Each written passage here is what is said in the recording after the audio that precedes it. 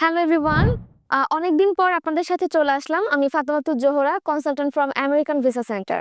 আপনাদের সাথে আজকে আমি একটা বিষয় নিয়ে কথা বলবো। তা হলো DS-160 ফর্মে আপনার ট্রাভেল প্ল্যান নিয়ে অনেকেই বিচলিত হয়ে যান। কিন্তু এখানে বুঝতে হবে যে প্রত্যেকের প্রোফাইল কিন্তু একরকম নয়। আপনি যদি মনে করেন যে অমুক হচ্ছে ট্রাভেল প্ল্যান দিয়ে ভিসা গেইন করেছে, তাহলে আমাকেও ট্রাভেল প্ল্যান দিয়ে দেন। এটা তো আসলে ঠিক না। আপনাকে বুঝতে হবে যে প্রত্যেকটা মানুষের ব্যক্তিগত ইনফরমেশন একরকম নয়।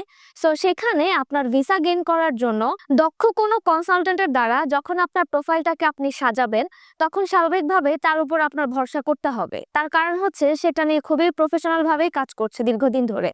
তো এখানে আপনার যদি মনে হয়ে থাকে যে DS-160 ফর্মে ট্রাভেল প্ল্যানটা আপনি দিতে চান, তাহলে অবশ্যই আপনাকে ওইভাবে খুব সুন্দর করে আপনার হচ্ছে কোন কোন জায়গায় আপনি ঘুরবেন বা আপনি কতদিনের মধ্যে ঘুরবেন, এই বিষয়গুলো হচ্ছে আপনাকে খুব সুন্দর করে গুছাতে হবে।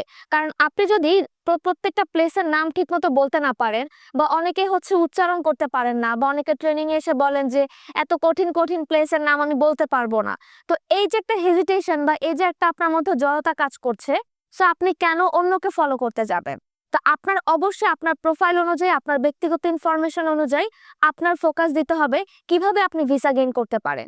সেখানে ট্রাভেল প্ল্যান দিতেই হবে, ইনভাইটেশন লেটার আনতেই হবে, বা আপনাকে হচ্ছে স্পন্সর করতে হবে, এই ধরনের বিচলিত টাইপের ইনফরমেশন গুলা নিয়ে আপনারা আসলে ভিসা গেইন তো করবেনই না, বরং আপনারা আরো পিছিয়ে পড়বেন। তো আমি আজকে মূলত এই বিষয়টা এজন্যই বললাম, কারণ প্রত্যেকটা প্রোফাইল আলাদা, প্রত্যেকটা মানুষের ব্যক্তিগত ইনফরমেশন আলাদা। সো প্রত্যেকের ভিসা পাওয়ার উদ্দেশ্য বা যাওয়ার উদ্দেশ্য কিন্তু আলাদা। সো আপনার যদি সেরকম ভাবে ট্রাভেল প্ল্যান থেকেই থাকে, তাহলে আপনি ঠিক সেটাকে স্পষ্ট করুন। অথবা আপনাকে যে দক্ষ কনসাল্ট বা দক্ষ অভিজ্ঞ কেউ আপনাকে হচ্ছে যদি গাইড করে, তবে সেটা আপনি মেনে চলুন।